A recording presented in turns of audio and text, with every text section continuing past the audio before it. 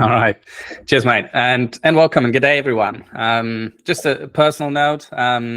Some of this might not be as coherent. I don't know if Anki mentioned it. I had a second child 2 days ago, so I didn't get the time to wrap this up as much as I wanted. And also, I think half of Sydney is contemplating retiring to Queensland at the moment, where it's nice and cool compared to here. So we'll see how we go with that. All right. Third, kudos for showing up today. You guys and anyone really investing into their skills, into themselves, is what makes this ecosystem stronger. And that's part of the reason why I give these talks and why I run my own meetups. Yeah, I think learning is such an essential part. So again, kudos that you're spending a Saturday on upskilling and getting better. Now, let's do a bit of stretching. Raise your hands, and I'll see how much of you I can see. Raise your hands if you want to be a leader, like someone who manages people, etc. Okay, there's one hand. Okay, a few more. Excellent.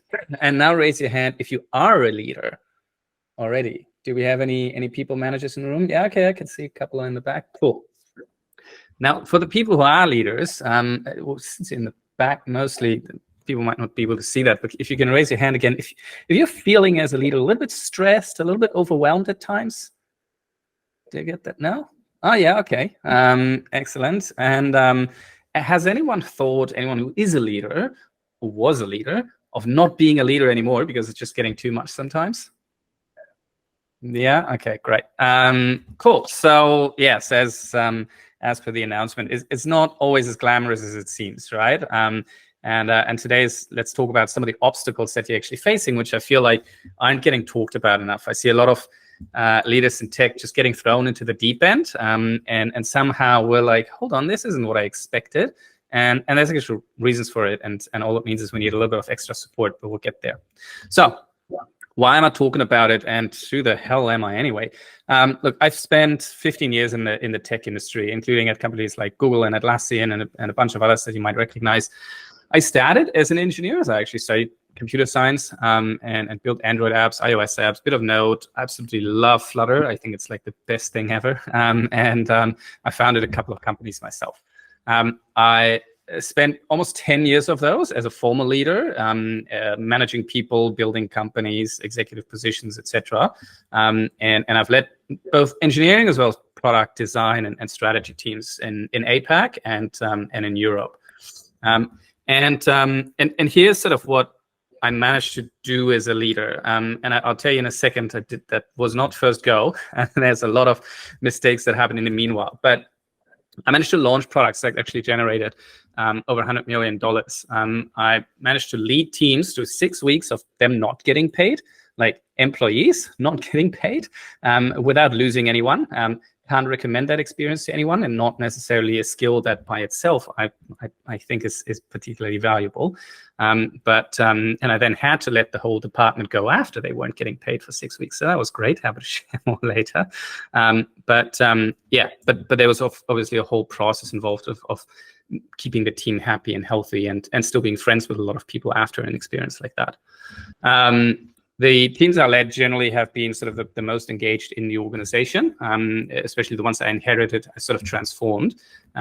So your HR teams, when they're doing the HR surveys, that's what they're looking at, the engagement scores, etc. And then I managed to increase productivity in a lot of teams by about 30% without increasing headcount.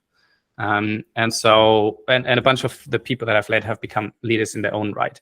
So I feel like I've got the right to talk about leadership. At the same time, these things don't come easy. And there's a bunch of stuff and a bunch of mistakes I made as a leader as well. And so I had to go through my own transformation of being a bullied nerd in school, and after that as well, before I became or was called by people a natural leader. And so if you take one thing away from this whole talk is, leaders aren't made. There's no like natural leader as such. That leaders are not born. Leaders are made, and I believe that anyone can be a great leader with their own philosophy in the right context. And today is partially about how might you get there, and what context could that be. I was definitely a burned out, stressed out firefighter before I became a fairly calm and strategic leader in most situations. I failed with a couple of startups before I launched products that make companies a lot of money. And I can definitely say I was a failed leader before I went on to successfully developing leaders of leaders. We'll look a little bit in a little bit what that actually means. So I've done a few things right, but I've also done a lot of things wrong. And the point of this talk is really to tell you how can you get to a place where you as a leader can avoid some of the costly mistakes and the ones that are hard to come back from in your career, or at least in a certain role or company, and bypass a lot of that and just become a more like someone who leads with confidence and is appreciated by their team and gets a lot more out of them faster. Now, what is actually a good leader? Raise your hand if you feel like you've got a good leader. That's not many people. Okay, that's a couple. If your manager is in a room, you don't have to participate in the next question. Raise your hand if you feel like your manager is a bit, like, could be better. Also nobody. So okay, there's one in the back. Thank you. All right, so we're not quite sure, maybe. We'll do Q&A at the end, so throw your questions at me at the end. So I look at both, like, what is the status quo of leadership right now in companies, as well as what does a North Star look like? And I've had about hundreds of conversations about that. And the problem is a lot of leaders get thrown into the deep end without any additional training. And what does that mean? Well, 82% of managers are seen as lacking leadership skills by employees. So if you are a manager right now and your team is 5 people, 4 of them probably don't think very highly of you statistically. Hopefully you do better. I see there's two people sitting next to each other who have a reporting relationship. It could be fun. Okay. Now, 87% of leaders, when they actually are on the job, they wish they had more training before they started, which is not surprising. And we'll go into that in a second. But it's a whole career shift that you're going through as a leader, especially in tech. And it's actually only 47% of managers who don't receive any training at all before even taking on the role, right? So what are we doing? Like, none of these stats are particularly surprising, especially well, I don't know if there's a correlation or a causal relationship between the first stat and the second one, but we're not really doing right by a lot of people, just chucking them into leadership positions. And we're not doing right by the people that are in that team that are now getting led by a leader who is winging it and probably knows they're up against it. And but they're also afraid of taking a step back. And what does that mean for my career if I just give up on this? So there's sort of a circle of worries that usually come up for people once they are in leadership. So if you feel like your manager isn't the strongest, this might be what's actually going on for them, or this might be what would be going on for you when you get into leadership position. First of all, I mean, we're engineers, right? The chance that most of us love being engineers, so we sort of want to be on the tools because it's the craft that we love, and just building something is so satisfying. So we get elevated into leadership position, but hey, I don't really want to give up coding, so we stay on the tools. And the next thing that happens is then we're not quite sure, well, where, when, or how should we delegate? Because we're actually so efficient, why don't we just do it ourselves? And of course, then expectations of what this leadership role is, and what everyone expects of you, and what you expect of them. Like, we don't necessarily have a lot of headspace to sort of think about that, because the transition might happen from one day to another, which means a whole lot of stuff happens, and we just feel like at some point we're just firefighting a lot. Whether it's like people having conflict, or being unhappy, or just projects going off the rails. And then somehow when we get into the conversations with people, we start realizing how many frustrating people there are in this world, and how many of them seem to be in our team, or stakeholders of one kind or another. And so we have this innate perfectionism, and we want the quality bar of what comes out of our team to sit really high. And so inevitably, a lot of people then start micromanaging, even it's the thing they hated the most when they were individual contributors, because they were very, very competent. And so there's just not a lot of time spent on learning actually what does great look like as a leader. And so let's see if we can bypass that a little bit. Yeah, so these are very common patterns that I find in new leaders sort of getting chucked into the role within like 3 to 6 months. There's a lot of anxiety and questions, and like the initial enthusiasm has faded a lot. So I did a 1 hour talk just on that next slide at some point. So I'm not sure how this is going to go. But what I can say is, if after this talk you feel you're not quite sure, you're confused, you have like follow-up questions and we don't get around to, please do send me an email. My contact details are at the end, or we can send them around, or you can find me on LinkedIn. But here's what I've generally seen as a North Star for leadership. And it's called the Sun Principles. Basically, as a leader, you want to be a sun. And these are sort of 3 pillars of what great leaders tend to do. It doesn't mean a great leader is great at all of these 3 things, but the better you do on each of these principles, the better of a time your team is having, the more you're getting out of the team generally. Now, the first thing, what does the sun do? It goes up and suddenly we can see. And in the night, we're sort of stumbling in the dark a little bit, right? So the sun brings clarity. And it just means people are clear on what the top priorities are. How are we going to make this decision? What does the process look like? Do you want me to focus on this or on that, etc.? What are the rules of engagement? What are our values in this team or in this company? And how do I work with other teams? What are the tools that I need to use? How should I use them? Everything, right? But yeah, when people are really happy with their manager, usually it means they have perfect clarity on what they need to do and how they can get it done. And with bad managers or managers who are struggling on this point, there's often a lack of clarity on what the priorities are even, and what is the vision or the mission for this company and this project. And we're just trying to put one foot in front of another, and still we feel like we're stumbling. The second principle is, what does the sun do? Unless it's like 44 degrees in Sydney, generally it brings people together, right? It generates energy. People are happy to be outside. And so same in teams, when people have energy, communication happens, people are helping each other out, etc. And bottom line, they feel safe and inspired.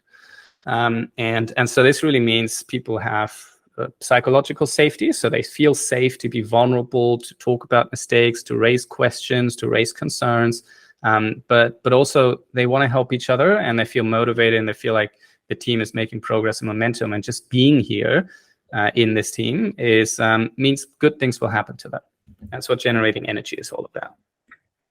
And the last factor is really, the sun, we can't eat it, but we can harvest it, and we can power a whole lot of things with it. So the sun empowers people and teams, right? And that's what we want to do as a leader as well. And it's the opposite of micromanagement. Now, sometimes empowering people means just giving them autonomy, right? If you've got senior engineers, they know the frameworks, they just need, they know how to get the job done. Just leave them alone and let them be, and let them get on it.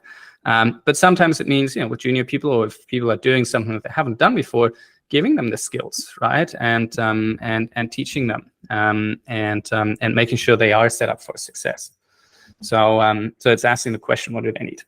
Now, here's the thing: these principles, they sound all very easy, but it's really about getting into the mindset of being a leader and trying to do these things. And if you do it really well, for most leaders, it means every day you get into the office, you're on the job. You start in the morning with just asking yourself 3 questions. And they're on the bottom, right? Do I see people that are clear on our priorities? Do they have clarity on what needs done? Or do I see people that are confused, right? Second question, do I feel like people feel safe and inspired, right? When I log onto a meeting, whether we're in the office or remotely, doesn't matter. People have their cameras on, right? Can I see, are they happy, or are they just trying to, get through to 4 p.m. to clock off? Or when we're having a discussion, do people feel happy to engage, or are they holding back? And the last question, just looking around and even asking them in one-on-ones, what do you need, right? What else can we give you to be more productive, to be happy? So that's what good leadership looks like to me. And that's what I generally try to encourage. And the crux as a leader is, you're getting asked to deliver results by your company, right? That's why you're there. That's why you're getting the bigger paycheck, to take a bunch of people and to deliver results that you probably can't deliver yourself. So trying to stay on the tools is fine if that gives you energy to a degree. But doing these things is what really increases the output of your team. And this means, you as a leader, ideally you're a multiplier. And that's how you multiply what your team can do. All right, so far so good. Do we have any immediate questions, confusion? All right, we have Q&A time at the end. Cool, and yes, and there will be a recording, so you can review it. All right, now that all sounds fine, right? I think there's nobody that's like super confused. So the question now is, well, why is it so hard anyway, being in a leadership role and growing as a leader? And so today we'll talk about 3 factors. There's a few more, but I want to leave you at least with 3 within a reasonable amount of time, so we still have time to discuss it.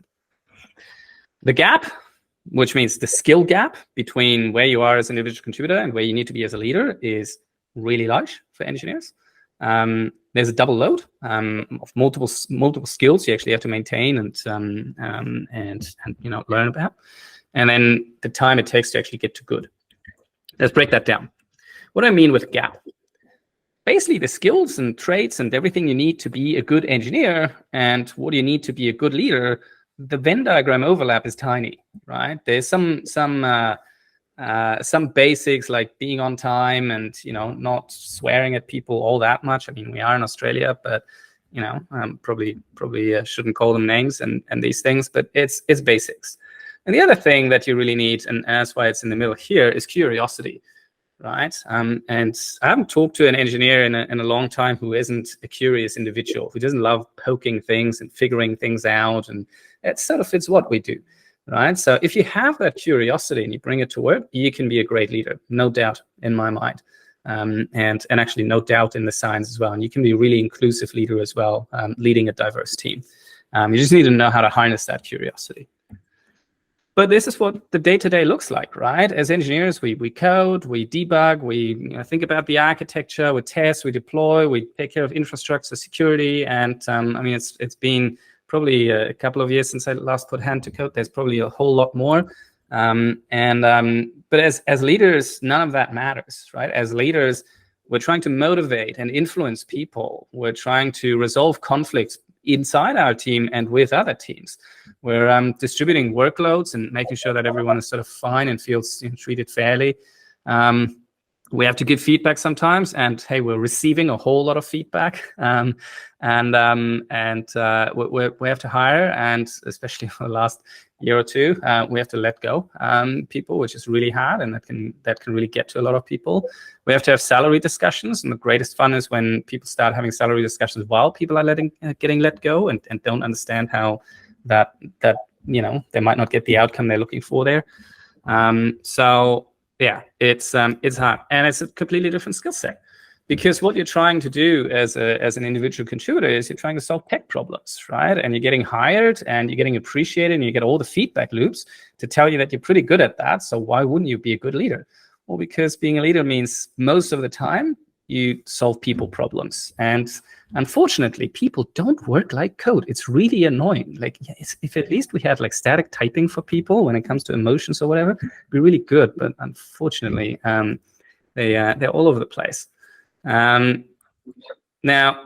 there's one hint though here. There is a connection. People create tech, so a lot of the realizations in tech companies at some stage at a higher level becomes all of your tech problems are actually also people problems, because people made the decisions on how to build this. So and you're ultimately building technology for people. So it doesn't get easier. And what that means also is, as an engineer in particular, you have second problem, a double load.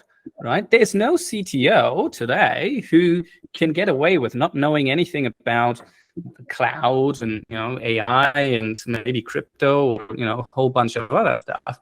Even if they only if the last time they were hands-on was 20 years ago, when none of that stuff mattered, you have to know it. You have to stay current in the craft. And that means once you become a leader, you can't just focus on, all right, building up the leadership skills and trying to do that really well. You still have to maintain all your technical skills, right? I mean, not necessarily everything. And in fact, for some companies, suddenly as an engineering manager, you have to get involved a whole lot more in infrastructure discussions, which maybe before as a front-end developer you couldn't care less about, right? But we have to maintain and build and grow in multiple disciplines. And that's hard. And in fact, the higher you go, the worse it becomes, because if you are at a leader or executive level, you also have to build up your commercial acumen. So then it's a triple load. It's things that as individual contributors, we didn't have to think about as much, but there's no way around it at some point as a leader. So, and then of course, technology is changing really fast, just like we discussed, right? So the your knowledge of technology and frameworks and programming languages, etc., it doesn't stay current for very long. So it's not like, when you're a lawyer and the legal system sort of kind of stays the same for the most part. Well, 10 years later, none of the code that you've written or were familiar with might exist in a code base that you're still taking care of, right? So we have an extra load compared to other functions. And when I say compared to other functions, I mean sales, marketing, HR. These functions, they build people skills, the interpersonal and the leadership skills, and thinking about how to influence people, etc., or how to resolve conflicts from day one as individual contributors. Whereas us as engineers, we're sort of in a little bubble, just being able to focus on the technical problems for a while. So we've got that extra load. Now, the other thing is, all right, so we are behind. We have that double load by the time we become a leader. Now, we still get put into a role and we get 6 months probation like everyone else. So we have to make up that extra large gap really fast, probably faster than anyone else because they had a head start, right? So how do we deal with that? And basically the realization is, well, look, this is a career pivot, right? You're not expanding your remit from individual contributor to leader, but you're pivoting your career, and you have to make that pivot really, really fast. And when you're not getting training, and even training often originates in HR teams, is sort of meant for leaders across the whole company. And leading engineers can be, designers and product managers, from my experience as well, can be a little different than leading salespeople, for example. Then you're up against it. So here's what that looks like in practice. So it's a bit of a crude visualization, but your leadership skills and your responsibilities when you're, a senior engineer, there's not really much of an expectation. I mean, maybe, be nice to the intern and show them a couple of things, but you might be tracking well on your leadership skills, right? But then when you actually become a leader, the bar sits here. And within sort of 6 months or 12 months, at least, you're sort of expected to meet that bar. And the first time you hear that you're not meeting it might be at the annual performance review. And then it becomes pretty tight after that. And then, of course, when you become a leader of leaders and sort of advance your career, the bar keeps getting raised, as we just discussed, right? So you need to keep investing in that skill. You're never done being a leader, especially if your remit and your responsibilities increase. So, and this is what we deal with. And I found this is often a root cause of a lot of stress, and it doesn't really get talked about. As individual contributor, your life is pretty easy.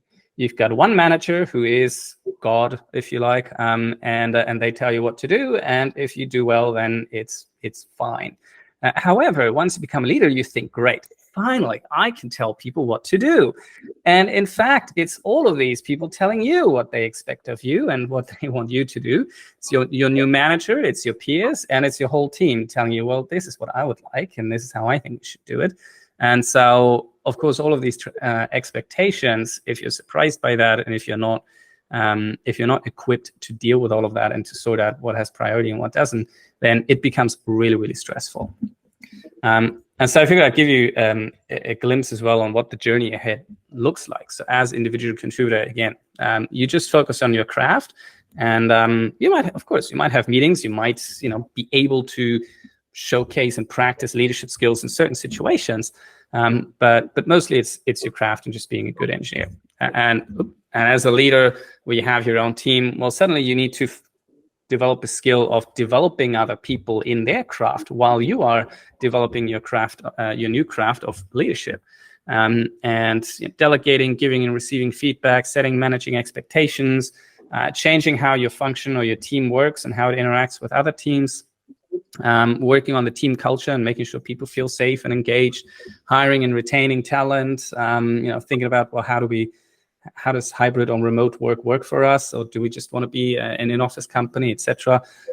All of these things are things you didn't have to deal with before that suddenly you need to. Now, once you then become a leader of leaders, where, say you're an engineering manager, and if you're leading a front-end team, a back-end team, a mobile team, etc., suddenly you have to develop a new skill, which is developing leaders under you, or maybe hiring leaders and making sure they don't backstab you, but also making different teams and different leaders work together, which means, well, if your leadership skills are sort of meh, and suddenly you have to develop leaders, then yeah, you're up against it, right? And the expectations of you are much higher than you might be able to meet. You might have to change systems and processes, and in fact, you might be leading functions that you're not an expert in, right? If you used to be a mobile developer and suddenly you're leading the back end and the front end teams, you might have a conceptual understanding of what they're doing, but you might not be an expert. And then, of course, as executive later on, or you might not be an executive, you might be a lolwiddle, as I like to call it, a leader of leaders who develop leaders. So you're really focusing on culture and leadership a whole lot more. So it's really hard to advance your career and get into these positions if you're not building these skills, if you're building sort of your skills ahead of time, just because of the time you have to actually get to good, right? And often leaders get selected on, well, you have some of the skills that we need, and the rest we hope you can build up really quickly. All right, so all reasons why leadership is really hard for people. And there's other things like, you might have to think a lot more about inclusion. You might have a very neurodivergent team. You might have to think about just a lot of change management, because let's face it, nothing or very little of what we do as engineers and developers is sort of keeping the status quo alive. A lot of it is, well, we're either building software internally for people to change things, or we're building software for customers and innovate. So we're always creating change, and we might have to be part of managing that. So, secrets are what to do. Look, whether I worked in an organization of 2 people or 200,000 people, and and what the leaders could do there, or whether I led people through 6 weeks of not getting paid, or high-performing teams, the following sort of still applied on how to grow as a leader, especially if you still want to stay current in your craft. First things first, you might think that, well, someone promoted me, so surely they're going to help me. And unfortunately, no. So if you're in a really, really large organization like Google and Atlassian, yes, they might have an internal leadership development program, and your new manager might be someone who is particularly invested in developing people, will spend an hour with you every week, and will give you constant feedback, and you feel safe and secure to share all your failures and all your mistakes and all your anxieties and problems with them. And it's really good. Just from experience, 95% of people are unfortunately not in that position. And a lot of companies sort of take the stance as well, if you want to be a leader, then you better work on that. The truth is, your manager and your employer just are not equal partners in your career, right? It does come down to you. If you want to be a leader, for better or worse, you have to take care of that journey yourself and your development. And it is a role that requires dedication. So I touched on this a little bit, but the biggest mistakes I see, especially in engineers, as designers as well to a degree, is they're trying to stay hands-on probably a whole lot more than they should. And it just means you're working on your old skill or on your technical skills, you're practicing them a whole lot more than your leadership skills, right? And so figuring out the 3 principles of how you can bring clarity, generate energy, and empower people, it requires a lot of dedication and time, and it requires a lot of headspace. So the more time you spend trying to be just one of the people in the team and just chip in just like everyone else, the less time you have for that. And so again, if you're in that position, or if you're struggling with that balance, I've got a link at the end. Let's jump on a call, and I'm willing to help anyone and have a conversation to sort out how you might be able to solve the problems. But there's a whole lot of science on how we actually master new skills as humans, and it's pretty much the same pattern every time. I've worked in health tech, where I built tools around like people with chronic conditions and helping them make habit changes and acquire the skills to manage their disease and their condition better, as well as when people are learning new instruments or when we're learning a new programming language, etc. The principles are all the same, and you can actually find them in the book to research papers. Anders Ericsson, in his book Peak, The Science of Expertise, he summarized it pretty damn well. And so basically, if you're imagining, you're getting asked to pick up a new instrument and go on stage next week to perform in front of people, you're not gonna just leave the instrument there for a week and then next week on stage you figure out how it works, right? What you're going to do is you practice a whole lot before you get on stage and perform. But what do we do with leaders when we don't give them any support or practice beforehand? That we basically give them an instrument and ask them to perform live right away and expect that to go particularly well, which I think is madness. But yeah, it's somehow how we do things. So think about how you pick up an instrument or new programming language, right? If you continuously and consistently practice, you will get better at it because you make mistakes, you're able to solve them, you're able to reflect and learn and do it better. Now, the other thing is learning just actually good techniques, right? Frameworks, principles, playbooks, etc. With every instrument, with every programming language, there's sort of gotchas that you need to know, right? I mean, for most programming, I think these days we use some framework, some convention over configuration. So a lot of problems are sort of sorted for us already, but we have to learn things like indentation, object-oriented programming, etc. And all these sort of techniques just make building something a whole lot faster and efficient and more robust. So we benefit from learning these things.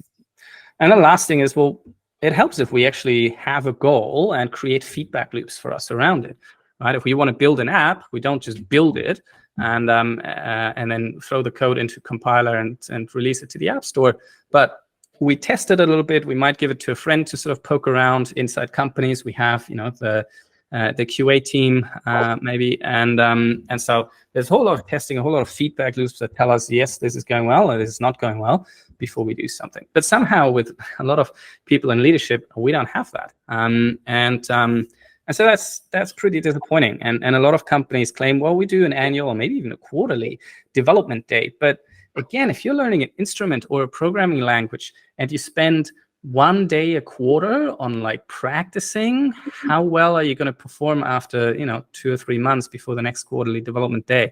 It's not that good. So I think we need more than that. And so basically, we need consistent practice to bridge the gap. We need the techniques and just anything that helps us shortcut our learnings and our execution so we can manage the double load on actually building and maintaining our skills. And we need to get to good fast, right? And so we need those goals, those milestones, and those feedback loops. Now, you can get there even faster with 2 more components, if you like, in your system on how you support yourself as a leader. The first one is the supportive community. And I think most of you will get this. Well, where would programming be? Where would we as engineers be without Stack Overflow? Honestly, right? So we need other people, sometimes for accountability, sometimes role play, sometimes to just think through a problem with us, and pick up tips and tricks from others. And it's no different as a leader. If you don't have other people as a leader that you can sort of spar things or do role play with or like talk situations through, you're all by yourself and you have to sort it out yourself. And if a person is complaining, translation, if a person is throwing an exception, then you have to figure it all out yourself, and it can be really hard. So do yourself a favor and get yourself a support network of some kind. It'll help you get there faster. And the other one, of course, is coaching and mentoring of some kind. And again, your manager might be a great mentor and might be able to invest that time in you. They might not be. And funny enough, this is exactly how we designed sort of the Scalable Leaders program that I started. It has all these components. We call the consistent practice, we call them sandbox sessions, where you can come with a problem, do role play, bring an email that you want to send, and talk it through with people before, do some sparring, discuss case studies, etc., and learn from other leaders. We have a playbook that's very principle based, your convention over configuration framework for leadership that just helps you get there faster. And we talk about goals and create those feedback loops for people to upskill faster. And it is a supportive 24/7 support community like Stack Overflow. And so I've seen a lot of leaders go through this and completely change their way they led their teams, the impact it had on their career, their mental health, their general well-being, and their teams. And I've been really, really humbled by a lot of positive things that people have said about the program. If anyone is interested, happy to have a chat about it. No strings attached. But that's just to double down on the point that it's these 5 components. Science has proven that they are just how we as humans learn best with other humans, and sort of by shortcutting the process, and how we can master things pretty fast. Has been proven over and over again in all sorts of areas. So that's what we align ourselves to. All right, now, last but not least, I'm pretty much done here. Let's go into Q&A in a second, but I'll just say this again. If you want to get into leadership, it does require a lot of dedication. And you probably can't do it all as a leader, right? Trying to stay hands-on and being a really good leader and focusing on aspects of bringing clarity, generating energy, and empowering people and teams. But you don't have to go it alone, right? If you go this journey alone, it just becomes more stressful. It just becomes more difficult, and it doesn't have to be, right? There's lots of other people. It's a well-trodden path. It's something that a lot of people have been through, and that's why support systems like Scalable Leaders exist. Thank you so much for listening, and again, kudos to you for investing in yourselves. There's a link on the bottom, scalableleaders.com/call. If you want to talk about anything in leadership, I'm booked out for the rest of the year, but in January there's some slots. Do feel free to get in touch. No strings attached. Happy to help any leader in tech who's going through that journey or is thinking of going through that journey. Just because I know it is hard, and I'm always keen for people to not repeat my mistakes. I mean, otherwise, what's the point? Thank you for dedicating your time to invest in yourselves. Any questions? Thank you. Hold on 1 second. Let's see if I can get a word.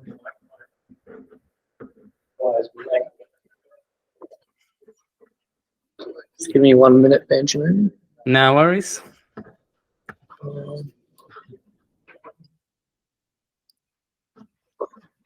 Gives people a little bit of time to digest. Was that intense for anyone, or was it bearable? I can't see you. You just have to tell me in a sec. I see a thumbs up. Thank you. So it's a no-go on the roaming mic. So I'm going to echo the questions back to you. Excellent. Hit me. Yeah. So my question to you, thank you, Ben, for your amazing speech. I think I've had the opportunity to do a lot of leadership, have leadership roles in my university projects and courses. One of the biggest issues I've had is managing motivation in teams. You talked about creating this energy and the fun principle that you mentioned, that making them feel safe and inspired. But what are some of the strategies you use to maintain motivation in let's say, smaller teams? That's a great question. Thank you. And sorry, I understood it, so I would just answer without repeating it. So there's 2 factors I will say. Right now, when I look around organizations and small teams, I don't see anyone who's not stressed. And I think right now the thing to consider is we've been through COVID, which meant a huge amount of change of, actually suddenly we're all from home, there's lockdown, we have to figure out what this disease kills, how do we prevent that from happening, to, okay, all the companies saying, well, now let's go back to the office full time. I don't know how it is in Brisbane, but certainly in Sydney it happens a lot. So we have to change our lives again. And like on top of that, cost of living, etc. People have all sorts of shit going on right now, and there is like the baseline of stress level that people come into work with, or to their studies for that matter, is a lot higher. And so that means that whole skill of motivating teams has gotten a lot harder. Now, there are things that you can still do. And the first step of actually creating, like motivating people, is to create a safe environment. So even if it's a student project, it means checking in with people every once in a while, whether it's every week or fortnight or whatever, ask them how they're going. Are they okay? Making sure that they understand that you as a leader care about them, and want to hear from them, which means that ultimately they see you as someone that they want to work for, rather than just you're the person that tells them what to do and when they didn't meet the deadline, right? So you as a leader, if you can show them you care, you hear a lot more stuff, and you can typically potentially help them sort out some of the issues, or give them some workarounds. So make sure you create a safe environment first before you think about how you can make people work harder.